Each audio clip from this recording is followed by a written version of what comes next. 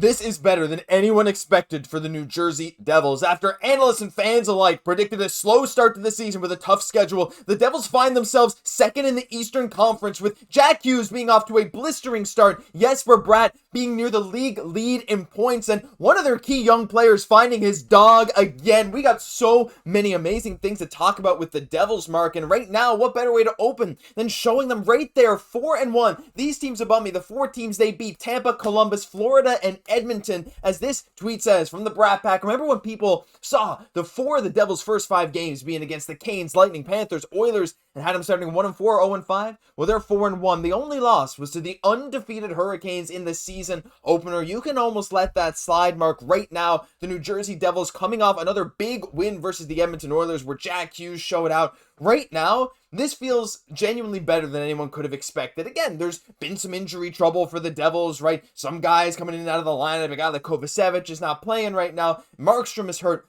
but they're still finding ways to win, and it comes down to their stars. There has been so much good stuff going on with the Devils, and I think it really starts with Jack Hughes to some extent. And I think that's the biggest thing is, listen, you're getting back Jack Hughes fully healthy, ready to go, and he's already picking up where he left off. A dominant force, one of the best players in the NHL, and I don't even think I need to say that because people know this. But with the New Jersey Devils getting their groove back, having injuries while doing it, I think it's showing how special this team is growing. And listen, Sheldon Keefe might not always have the best line combinations, but what he's deploying out there right now has been working. You can see Jack Hughes. There were 6 points in 5 games. He's coming out with the 3 goals, still only 24. Getting a full healthy season of Jack Hughes is going to completely change this team, Josh, and we're starting to see it already where he's over a point per game coming in through the season. He's absolutely filthy too. I mean, we're going to run these goals back here, these highlights. I mean, just splitting through the defense, the notably incredible Edmonton defense, of course, very highly paid, mind you. But Jesper Bratt too, Connor Brown getting the shorty. But again, this play here from Hughes in the offensive zone, just pure filth. And it's why, like, this guy was projected before the season. I drafted him high in fantasy. I got him at the end of the second round, which I think Devils fans can attest is pretty crazy. This guy could very well have a 100-point season, and he's really starting to find that groove. Again, a guy that, remember when he signed that extension, how many people were saying, oh, that's a big risk. Yeah, well, it doesn't matter. Jack Hughes, top of the game scorecard. He has been the guy, but there's some other guys we got to talk about, including Dawson Mercer a bit later, and another guy who was off to a really hot start, but Jesper Bratt too, Mark. I mean, we can't talk about the Devils offense without mentioning Jesper Bratt. 7 points in 5 games. He's right up there for top point getters in the NHL at this point. I mean, maybe not right at the top, but he's up there, right? It's notable. 7 points in 5 games is incredible. 3 goals. He had 1 goal, 1 assist in the game last night. And again, we played the goal earlier, coming up right here after this Hughes one. It was a beauty and close. This guy is consistently, in my mind, one of the most underrated names in the entire NHL because he has done nothing but get points and points and points for years now. And it feels like fans of other teams don't realize how big of a difference he makes to this organization.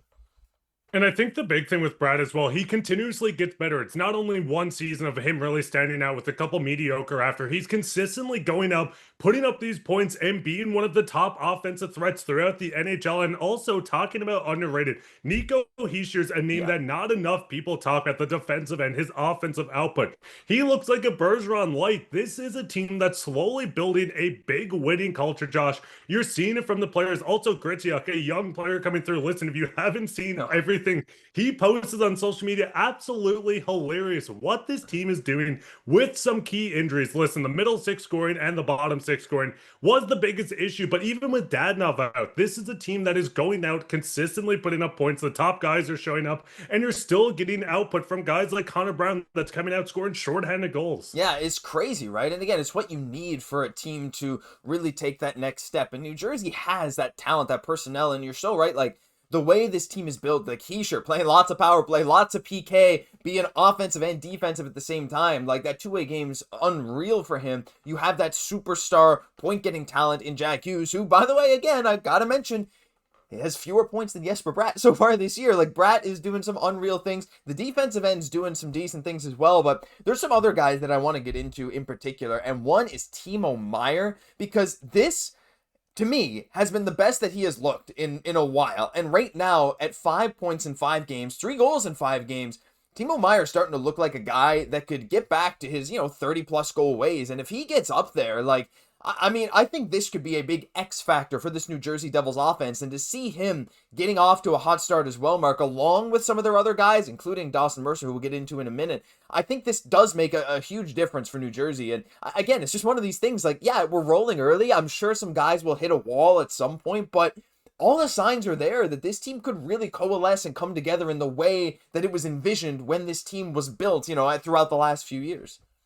And I think the big thing with Timo Meier, too, getting to that 30 goal, 40 goal pace again is going to be a huge turning point for the team. Listen, he has had stretches where he's looked outstanding for the New Jersey Devils. He's looking incredible right now. If this can consistently keep up, we're going to see a version of Timo Meier that Devils fans wanted every single year. And that's not to hate on him. He's had good games with the Devils. He has good stretches. He's had good seasons. But I think we're getting to the second point now where a lot of these players are stepping up. He's feeding off this and seeing the 5 points in 5 games. It's outstanding to see Meier finally getting back to start a season and hopefully stay like it, because this is one of my favorite players to watch in the NHL when he is on, Josh. Yeah, absolutely. And again, he's showing up near the top of the game scorecard as well, among some of their better forwards. Again, shout out to the D-Corps in this last game versus Edmonton. You can see some of these guys way up there. I mean, really, really good stuff. But yeah, again, Meier up there, you got Mercer up there, we got Hughes up there, and then it's Meier with those, and Bratt. So really great performances from him, been super happy. But one guy that I think we have to talk about, Mark, and for those who watch, by the way, we are actually both from Newfoundland as well. So a little shout out to the Devils here, Dawson Mercer from Bay Roberts. My goodness, Mark, watching him this season, picking up that little goal late last night was great too.